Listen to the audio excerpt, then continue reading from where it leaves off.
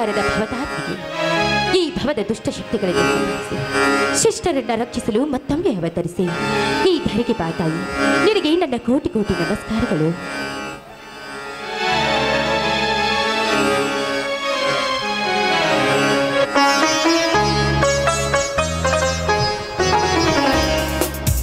ಗಂಗಾ, ಕೃಷ್ಣಾ ನದಿಯ ಪವಿತ್ರ ನೀರಿನಿಂದ ಈ ಕಾಯಿ ತೆರನ ತೊಳೆದು ಪೂಜಿಸಿ ಪುಣಿತಳಾದೆಯಾ? ಪುಣಿತಳಾದೆ ಬನ್ನಿ ಸ್ವಾಮಿ.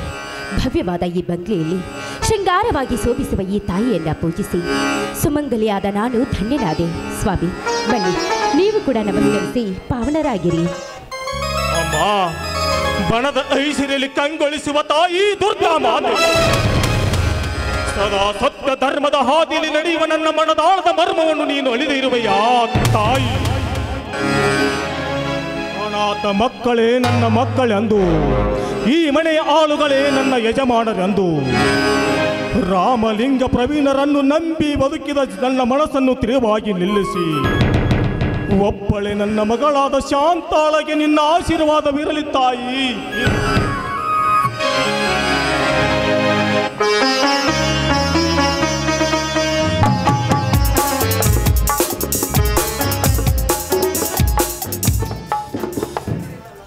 ಏನ್ರಿ ಇದೆಲ್ಲ?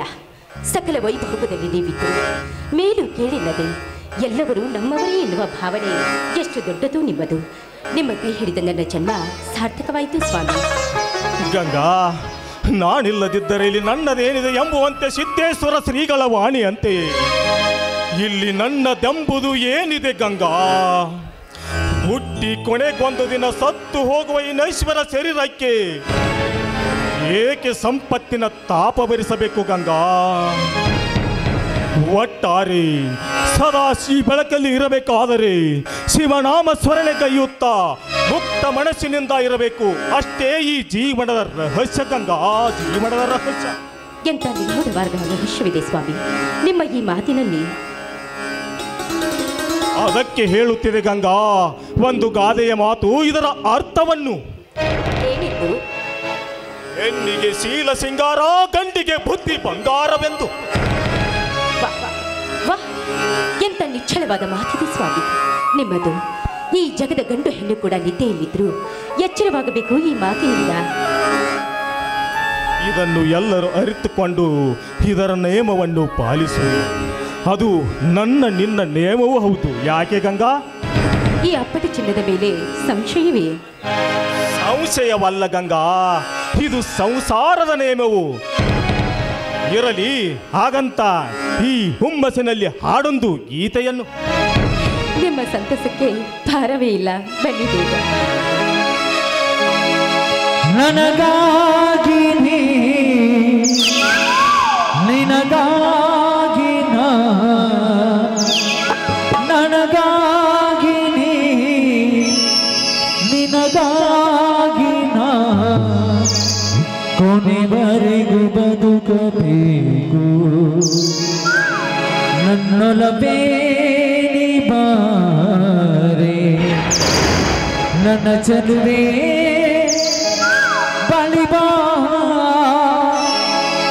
ಬಂದು ಸಿಹಿ ಮುತ್ತು ನೀಡು, ಸಿಹಿ ಮುತ್ತಿನ ಕಾಣಿಗೆ ನೀ ಬಾರನ ಸನಿಹಗೆ.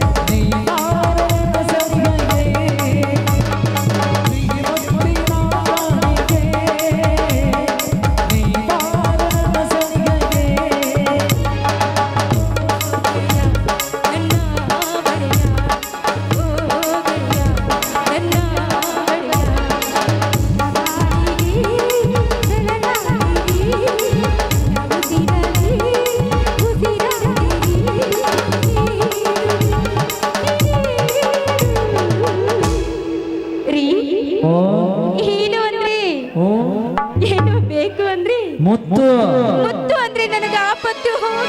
ಸಿಹಿ ಮುತ್ತಿನ